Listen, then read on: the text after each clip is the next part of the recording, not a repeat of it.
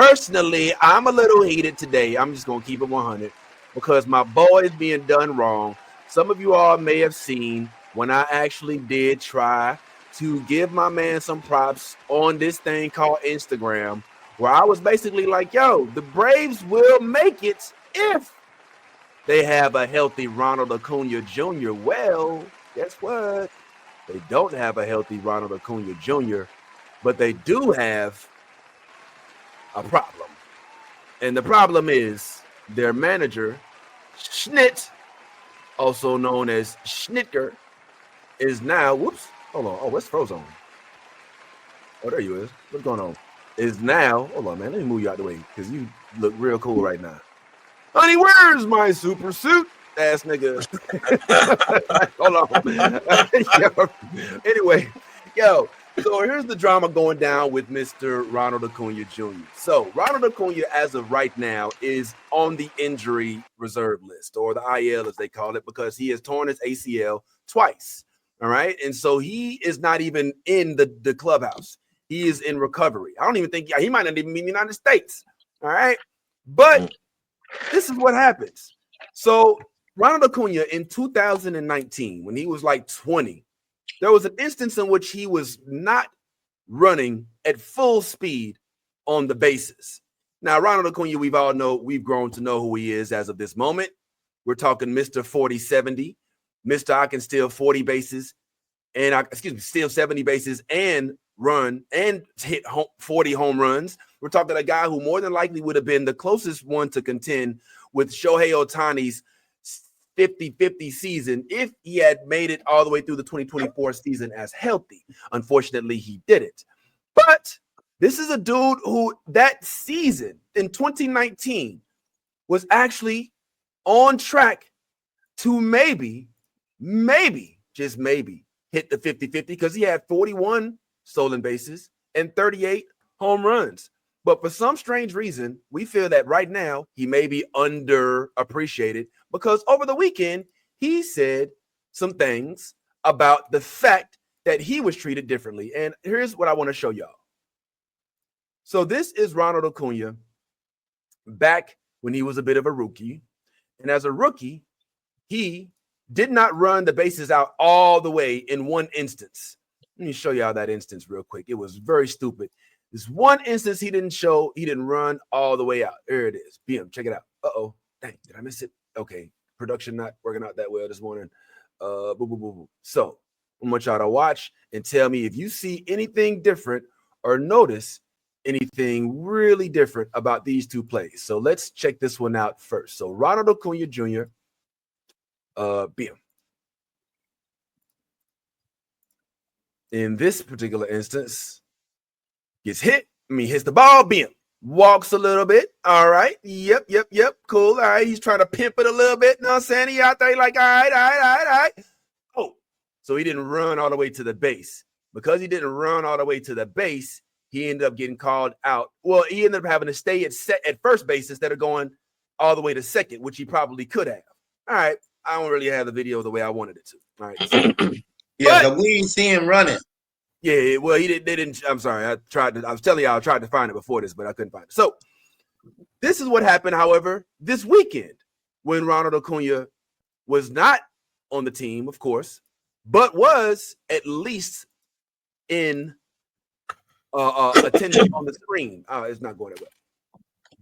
A young man by the name of Jared Kelenic, all right, who's not nearly as good as Ronald Acuña, had this play happen. He hits the ball. He thinks it's going out, but he trots a little bit. And when he realizes, boom, that it hit the ball, he starts running real fast. And he gets called out at second. Now, in this game, the Braves were tied 3-3. They needed that at bat. They needed somebody on. Did y'all see it? Y'all didn't see it? No, only person saw it was you. Oh, my bad. Can I start over?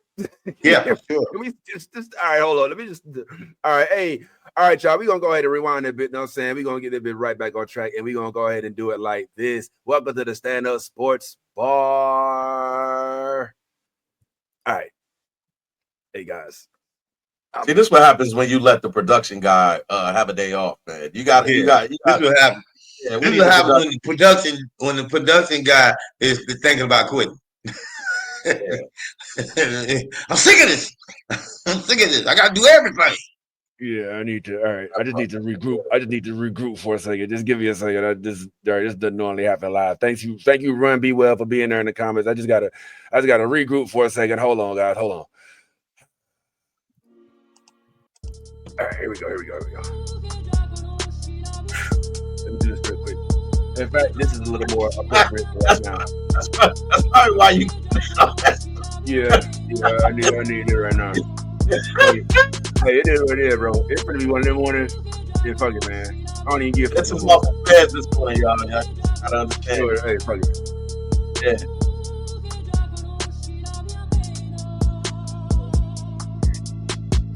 He's gonna be all right. That's right. He's gonna be all right.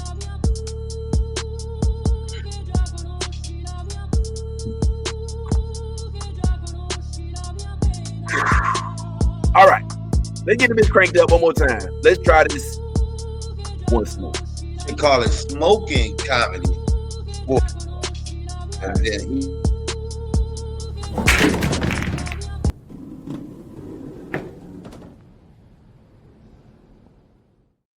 come on. As I was saying, Back from the commercial break. Ronald Acuña Jr. was watching the game when he noticed that Jared Kelenic decided not to run all the way out the bases when he had hit the ball because he thought it was going to be a home run. Okay. And then what happened after that was Ronald Acuña Jr. decided to voice his frustrations in a post. So there was a reporter by the name of Mark Kelenic, I believe, who said, yo, Snit, what did you say to Kelenic when you saw that he didn't run out the bases? And Acuña commented because Snit said, oh, I didn't even see it. Now, mind you, back in the day when Ronald Acuña was taken out of the game because he didn't hustle fast enough after he thought he had hit a home run, they said if you hustle, then you won't get taken out. If you don't hustle to the bases, then you get taken out of the game. That is what Snit said. Brian Schnitker, the manager of the Braves, said you don't hustle, you sit. Those are the rules. That's what he said. So when you see Jared Kelenic not hustling and not getting benched, what's the first thing comes to your mind? What the fuck? Me? This dude who can't hit 200? This dude who cannot even steal bases? Who did not help y'all win a World Series? Who did not find himself with 3 Silver Slugger awards? This dude who did not win an NL MVP just a couple years ago. And he gets what? Not even a slap on the wrist. In fact, you don't even see the play. You're not even concerned about it. And you mean to tell me that when your star player decides to say, yeah, I don't like that, and makes you the public spectacle, your response isn't, dang, man, I didn't even think about it like that. Let me holler at my boy Ronnie, our star player that we're dependent on, especially since we got Profar out for 80 games, since he's on PEDs, and we don't have a healthy staff. Maybe I can smooth things over with the best fucking player on my team. Oh, and it gets worse. When they asked Brian Schnitker, like, why did you not see the game? Oh, I don't know what I was doing. Then they went and looked and saw he was in the dugout. So he probably saw it. And even if he didn't see it, you think out of all of the coaches, not now one of them told him he talking about this the following morning as if it hadn't happened and nobody noticed. And he tries to brush it off. And then he does this weird thing. He does this weird thing where he tries to justify it by calling Ronald Acuña a star and Kelenic somebody who runs around with his hair on fire. Now, one of the most enraging things and the most offensive things about this, if I'm being honest, is the fact that when I saw the coverage, because when I watch baseball coverage like all day, and when I saw the way that it was covered, I was like, this is why we have to have a stand-up sports bar. Because I don't see damn near nobody speaking about this in the manner of which I think. Because this, to me, looks clear, black, and white.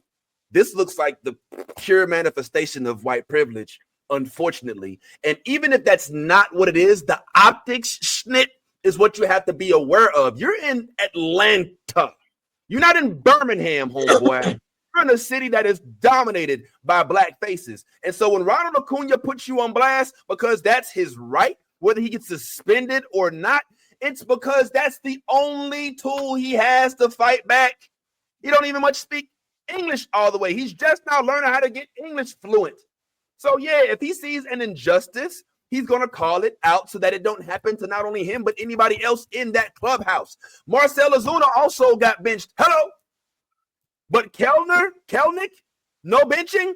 And then you see how folks are covering it. And they're saying stuff that to me, frankly, just doesn't make sense. Stuff like this. Superstars or guys they think are superstars are treated a little bit differently. Why? Because they want to get more out of them. Snit wants more. Remember Freddie Freeman used to get on Acuña all the time because he's like, there's more in there. And Acuña hated Freddie for it because Freddie would get on him, right? There are certain players that you see that you know are going to be better and can be better if they're just better. That sucks, but that's the way life is sometimes. Can I also offer where Kelenic's at? He's struggling. He has struggled to really find himself in the big league so far. So the ceiling is not even close to the same as it is with Acuña. And you have to maybe be a little careful with someone like that who needs some confidence not to be kicked down right now. I think we're really delving into like the psyche of the player when you say something like that. I would delve into the psyche of the 24 other guys on the roster. If you allow the superstar to do that, how does that change how other guys perceive how they're supposed to play? Look at the Dodgers. Amen. All their superstars set a certain precedent. They want to be out there 162 games. The precedent's set with your superstar. If he's perceived as dogging it and not playing hard, there's going to be other dudes that come up, other young guys that come up, and Ronald doesn't have to run, so why would I run? Superstars or guys they think are superstars are Shut treated a little. the fuck up. No. How about if he doesn't have to run, I don't have to run? Why is Ronald being used as the scapegoat? There should be one rule and one rule. If you don't hustle, then you get benched. It's not, oh, you hustle because you're the star player and because you're so much potential, then you get benched. But because you suck, then no big deal. No, there's no double standard, motherfucker.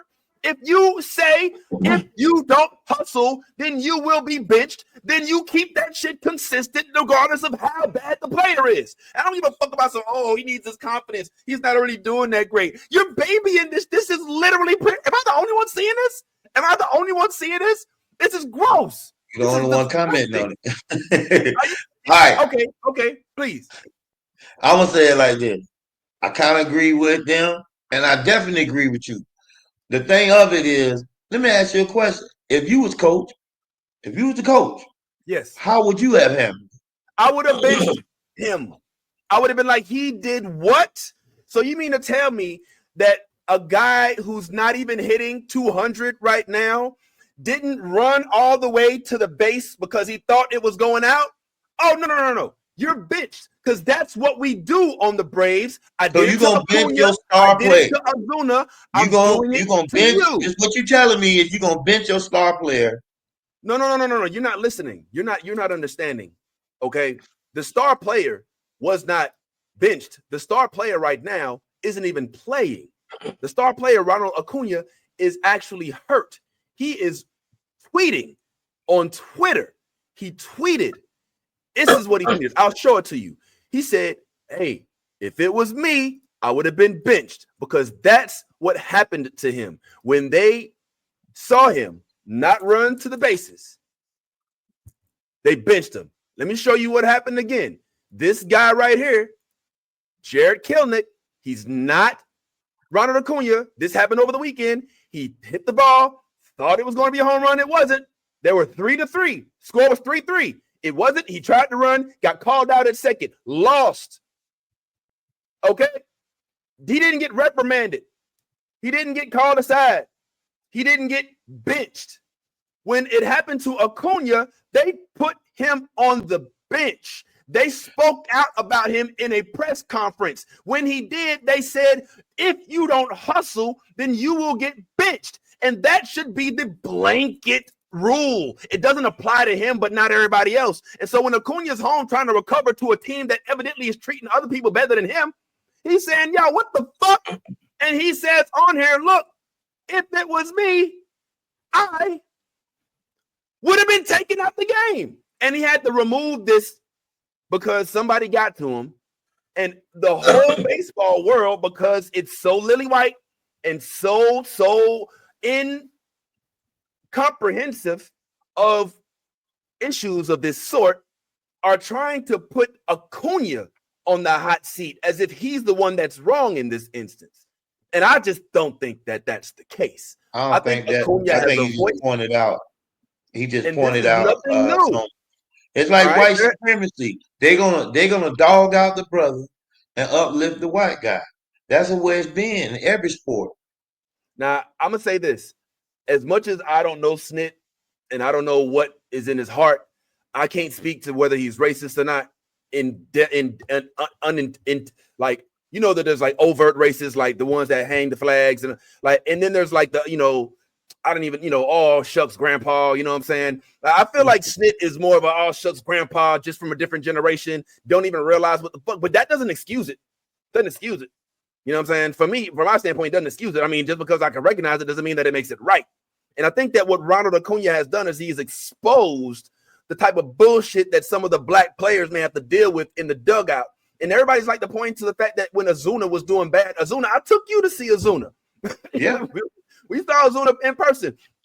When we saw, they were like, oh, well, Ozuna actually got benched at one point in time for the same thing. And when the Atlanta Braves fans wanted Ozuna to get traded, Schnitt came out and defended him. So what? That's what you do when you want your players to play well. That's a manager. Don't sit there and try to make it seem like because that happened, that means obviously he ain't got no problems. The motherfucker had rules that he is applying to one set of players that he's not to another. And it looks bad. And yes, you have to deal with those optics. And here's the funny part. Acuña don't got to play with you. Acuña don't got to play with you. That dude can get traded. And you know what? California feels real nice this time of year. Man, I don't know. You trying to send the man out west? San Diego feels real nice. San Francisco. You trying to send the man out? Oh, man. Los Angeles. Woo! These are some nice climates with a high Venezuelan population. So sit there, keep talking all that shit, Snit. Like, y'all are really in shit right now, too. I could see if you were saying this, if this happened and y'all were like 20-0. My nigga, y'all are hella under 500. We're playing y'all right now. Y'all just etched out that victory last night. So now, what you say on that, Ty? You think you should go to LA? You think you should go and just leave? I think Vince and Ronald both have an issue, and the issue is the issue is that they believed a man named Snitker. You don't believe anything that comes out of a man named Snitker's mouth. Now, I'm just going to put it out there like that. Yeah. Soon as a man named Snitker says something, I know better than to listen. I think there's truth on both sides. I think that the truth is that superstar players are held at a higher standard, as they should. And I think that Ronald Acuña is dealing with a lot right now. He's dealing with injuries in the past 2 seasons. And that's a lot. That's frustrating. It's a lot to deal with. And then when you see a player like Kelenic do what it is that you were reprimanded for, and he's not reprimanded in the way that you feel like he should be reprimanded, your frustration surfaces.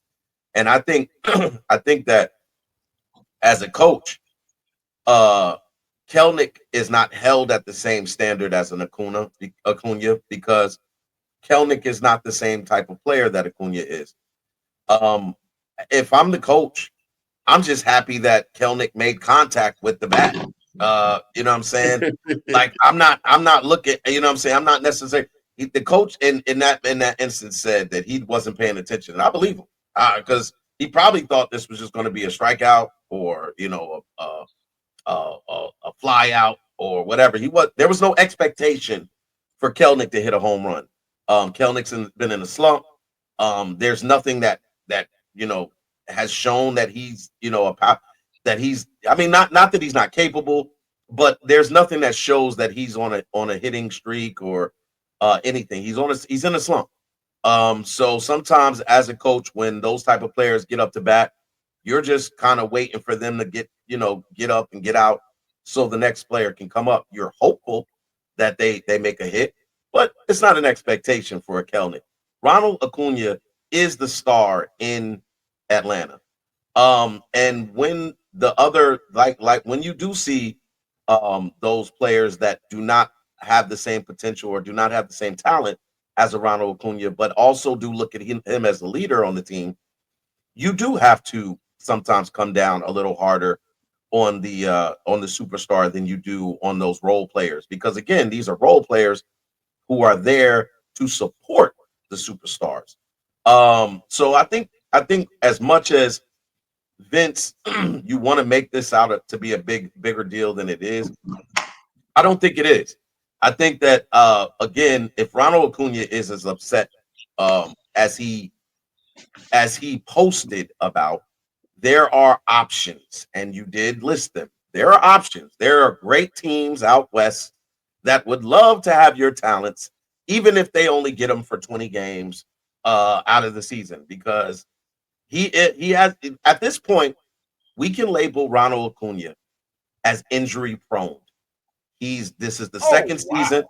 Now, all right. Yeah. It's the second season in a row that he's suffered from an injury that has kept him out for long. Well, yeah, it's been more than that. So, but in a row. I'm just saying in a row. So it is. He is now what we would call damaged goods. So, no. Oh well, all right. I'm sorry. I'm sorry. Yeah. I mean, you're right, but the way you say it make it sound so bad. I mean, the Bulls can still, even if he can't run, he hit 40 home runs. That's still hella valuable.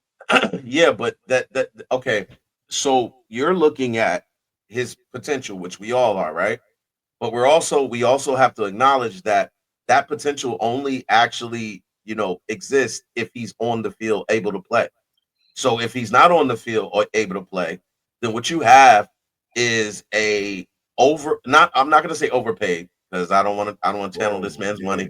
But what I will say is you have a extremely high value player that is not able to give you what it is that you're paying for. And it's unfortunate on Ronald's part. I know he's not going out there trying to injure himself. I think that at some point he was overexerting himself, and maybe that is what caused the injuries to happen. So when you see a player like him make these comments, it tends to make me believe that he's unhappy, and also frustrated with the fact that he can't be on the field and can't be productive. So as much, again, Vince, as I understand why you would feel the way you feel, I think that there are things that we have to put into context to make this all make sense. He's upset because he's basically upset because he feels like the standard is not being upheld all the way around. You told me if I don't hustle, you're going to take me out the game, and you didn't do it for Kelenic. You know what I'm saying? And my thing is, this is something that has been going on in baseball forever. People hit long balls. People hit long balls and watch them as they soar and hope that they look like they're about to go out the park, and then, oh no, it didn't go out. This happens often. But he should have stayed at the first. He should have stayed at the when he got to the first base. He should have stayed right there, because once you had waited and saw that the ball wasn't going across, man, going to the second base is a challenge. They throw that ball 96 miles per hour. That ball is coming. Yeah, Solo. But see, the thing about that is the base runners don't make that decision. I mean, they can. I mean, there's a coach, but you can override the coach. You can, but if the coaches are doing this, if they're doing this and you run, that's on them. That's not on you. I've seen it happen. It is on him. It is on him. If the coach is doing this, right? If the coach is doing this, if you look at him, he's not even looking at the coach. Coach is over here to the right, so he's looking and he see that it's not gonna make it. So he started running. He started running on his own mind. He's like, I'm gonna get there. Yo, Solo. This wouldn't have happened to Ellie De La Cruz. All right, Why? This wouldn't have happened to Volpe. This wouldn't have happened to Jazz Chisholm because they would have ran full speed to the base, and then they would have been there and decided, okay, yeah, now I can get two instead of just because I thought I was going to hit a home run or I thought it was going out, but at least I'm on first base. This dude tried to pimp, what they call pimp, basically try to walk off, line sand, do a little quick show type thing. Hell yeah, do a backflip, and he got caught red-handed, and then got caught. I didn't see all that. And the game was tied. This was like a very important. Yeah, I know. This wasn't just some bullshit. All right, the game is important because the Braves are terrible right now. You know what I'm saying? I picked them to win the NL East, and they looking to come in last place right now. And this, he says he didn't even see it. Now you saw what just happened. That was his play. This is Ronald Acuña. Let's compare to his. Look at what happened with Ronald's. Same thing. All right. Oh, I think it's going out. Oh shit, it ain't going out. Oh, fuck. All right, my bad. Let me go. And all he did was stop it first. And then they called him aside and benched him. That's some bullshit. Right there. And then they talked about it in the press, in the hall. And that's what the fuck happened. That's why I'm pissed off about it. Now, listen, we can sit and talk about, oh, yeah, these things happen. And yes, sometimes they do. But let's not sit here and pretend like this shit is not glaringly painful to watch. Look, let me also read the context here. I don't know if y'all seen this part, but this is just to make sure we're all on the same page here. So check this context out. So this was what happened back then. Before the fifth inning, Snitker followed Acuña into the tunnel to talk with the young star before replacing him with Adam Duvall. He didn't run. This is what he's saying to the press. He didn't run, Snitker replied when asked why Acuña was pulled from the game. You've got to run. It's not going to be acceptable here. As a teammate, you're responsible for 24 other guys, and that name on the front is a lot more important than the name on the back of that jersey. You can't do that. Ooh. We're trying to accomplish something and do something special here, and personal things got to be put on the back burner. You can't let your team down like that. Egos on. Context. What year was this that actually happened? 2019. What year was Snitker made the coach? Oh, was it 2012, 2013? He's been there like what, just over 10 years, just about 10 years, something like that. So okay, 10 years, and you said 2019, 14. Acuña, that would have been Acuña's what, second year in the league? Second year. Second year in the league. 20. So he was a young player. Yes. And he was a very young player, almost a rookie. I mean, you could say a rookie is the second year. I mean, you get pushing it. Yeah, you're pushing it a little bit. But I think that when you're young like that, because Acuña would have been about 21. He was 19. He was 19, turning 20. He was 19. So you have a young player. I think that with a young player who just came to a team, you're trying to set a precedent. I think that after, like with it being 2000, you said he was there since 2012. This is 2025. He's been there 13 years. I don't think that a coach has the ability to want something when they initially get there and have a goal to set. And then that kind of it deteriorates after a certain amount of time. You get complacent. You get you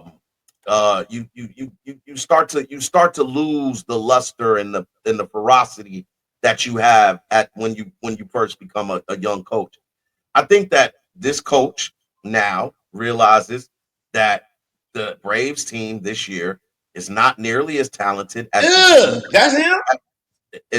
as are not nearly as Oh my talented God. as the team that they had in 2012. You know what I'm saying? Which I think Freddie Freeman was on that team, if I'm not mistaken, right? Not Uh, 2012, but yeah, what the was 2019 team, yes. okay? Yeah, they So won the World Series in 2019. they won the World Series. So I think that when you look at this team this year, the expectations probably have diminished. They're looking at their team and they're like, oh, you know, we really suck. If we're being honest. And as a coach, trying to imagine coaching a team of fuck it, talentless. That's not Like, fair. That's not listen, fair. it's very fair. Their That's not record, fair. They didn't know that when they spent $60 million for 3 years of Jurickson Profar that he was going to turn out piss. He was going to fuck up his piss game right as the season started. They didn't know that Chris Sale was going to have issues with his arm right before the season started. And Swellenbach's doing all right. I'm not trying to cape for them. They got talent, but there's some unforeseen circumstances that have led them to where they at. And they're not the Yankees. They're not deep like that. So they got talent. Yeah, I mean, no, neither of us are arguing the fact any of the things that you're saying that they're not the Yankees. What I'm saying is They damn sure ain't the Yankees. Don't bring my boys in there. This particular game just my happened. boy's 14-9. This game just particularly happened. So this is all kind of fresh. And what I'm saying is based off of what we've been seeing this season, the Braves are not contenders by any aspect. And so what I'm saying is, as a coach, if I am the coach of this team, I have basically given up at this point. Like, we don't have Profar, we don't have Acuña. I'm just saying, you can see we're like 20 games into the season, and you're giving up. There's 162 games. I'm just telling you what. No, I'm he seeing. ain't lying. I mean, come on, what think I'm about seeing. it. I'm saying what I'm seeing. And so what I'm telling you is, the coach, when you're coaching these players and you see that they have pretty much they're not giving 100% effort in practice, they're not giving 100% effort on the field, you go ahead and you throw your hands up because you're at odds and you don't know what to do. And I think that it speaks of volumes when the coach says, I wasn't paying attention. Now, when you hear that, that lets you know that the coach is not at all involved in what's going on in the game. He going to clan meetings. He's over here talking in the dugout. He's over here, whatever he's doing. But whatever he's doing, he's not paying attention to the game. And as the game manager, which you are the coach, that's what you do. You manage the game. Since you're not paying attention to the game, that means tells me that you checked out. You checked out. So if you checked out, you cannot expect a person who checked out to ridicule the few players that are playing right now, because they don't I do take into consideration everything that you said. The optics, I get why you're saying it. I'm just saying that there are reasons outside of racism that coaches make calls. And I think in this case, in 2012, Ronald Acuña was a young, up-and-coming star in the league. And when you see your young and up-and-coming star who you've invested in, who you feel like can take your team to the next level, doing something like that, then when you potentially have the means to contend, then it's relevant to say something then. But now when everybody on the team is hurt and you got just the role players in there, you're gonna go and tear a role player out. You're gonna bench a role player to what? To put in another role player who's not as good as the role player? Like, that makes no sense. So, like, I get what you're saying, Ronald. You feel some type of way. I've been hurt. I'm frustrated with all these injuries. I can't stay on the field. Like, and then I see this white guy named Kelenic who is not even batting 200, who does the same thing that I do, and I feel like he should have been reprimanded. Come on, man. This is more about Ronald Acuña than it is about the play itself. And that's what I'm telling you. Let me step in. Let me step in, man. Nah, man. He did the same thing to Marcell Ozuna. All right. There's a theme running here. I'm probably betting that he's done it to other white players, if I'm being honest. But I've tried to look him up, but I couldn't find it. But right now, I've got evidence. Right now, I've got evidence on Marcell Ozuna and with Ronald Acuña. So what this says, and then if you watch the game yesterday, you'll notice that there was a part of the game. Hold on, you talking about Marcell, his brother? No, it's not his brother. Marcell Ozuna's on the Braves. Ozuna from the Braves. The nigga that they got pulled over, and he was drunk. And it was like license and registration, and he had his license, and they was like, "I'm Ozuna from the Braves." Google me. Ozuna from the Braves. Oh, yeah, you already speak English like that. So Ozuna from the Braves. Ozuna from the Braves. And so niggas was calling him Ozuna from the Braves for like a year. But anyway, but yeah, so he misses. So the thing is though, it's like, Ty, you have to take these things into consideration, in my opinion. Like, if this is your star player, if this is the highest paid player on your bench, don't you want to take that into consideration?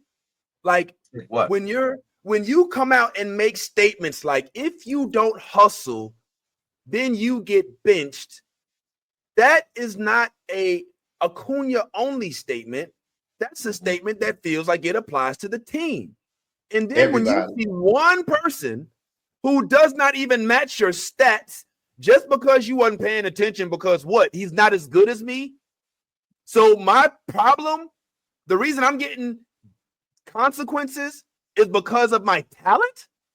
I just don't, bro. This is not how you keep peace in the clubhouse. I mean, you're not gonna see this happen in the Dodgers camp. Doc would never, Aaron Boone would never, and you know Booney would never. He would stick up. He's sticking up for Jazz. Jazz gets kicked out of every game.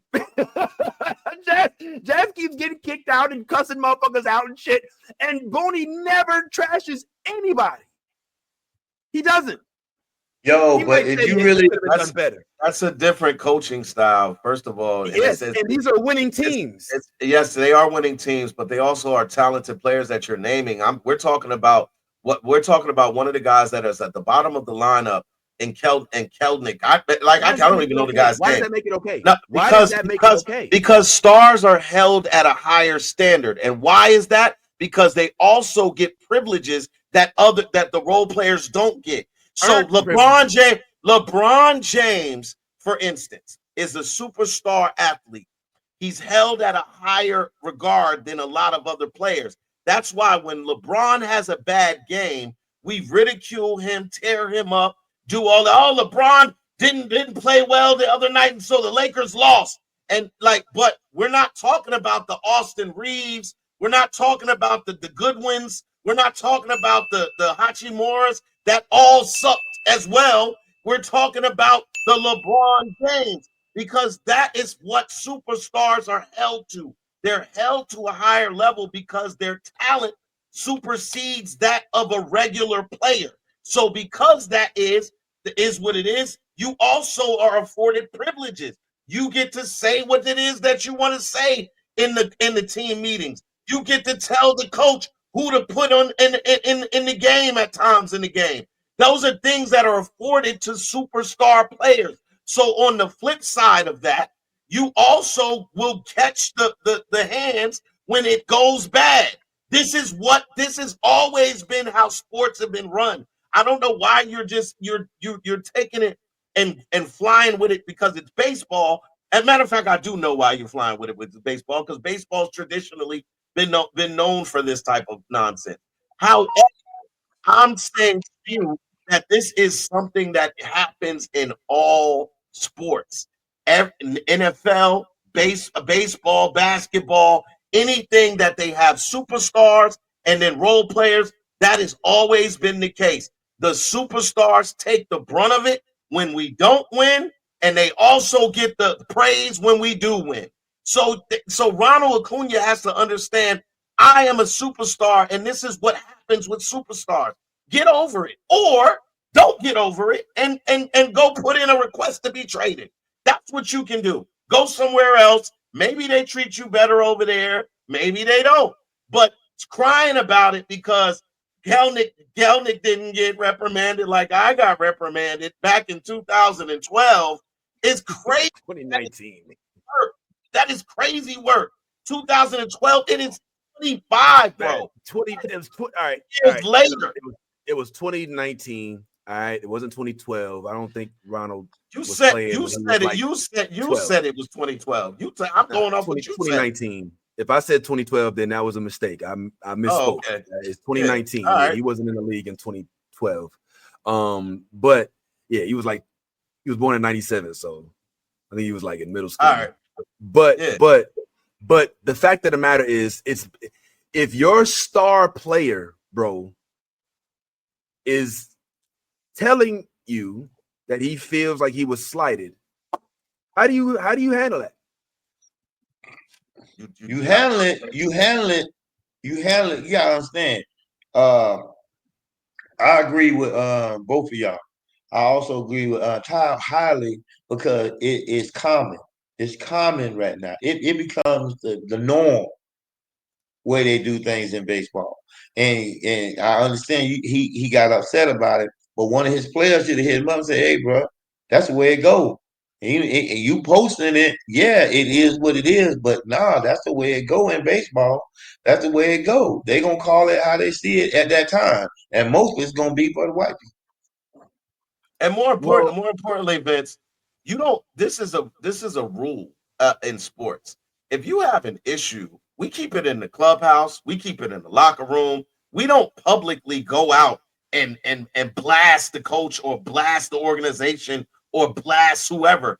If you had an issue, Ronald Acuña, then go talk to the coach, talk to management, ownership, whoever you have to talk to in those regards. But what you don't do is go post it on social media for everybody to tear apart. And that's why he had to delete the post after it was made, because this is a unwritten rule that when it is a problem with someone in the organization, you keep that within house. That this is bad business. This is bad business for Ronald Acuña to do. And more importantly, I think what it's going to do is shake up what's going on in Atlanta, and Ronald Acuña is going to be on his way out. And I believe he wants to go. I think he wants to go.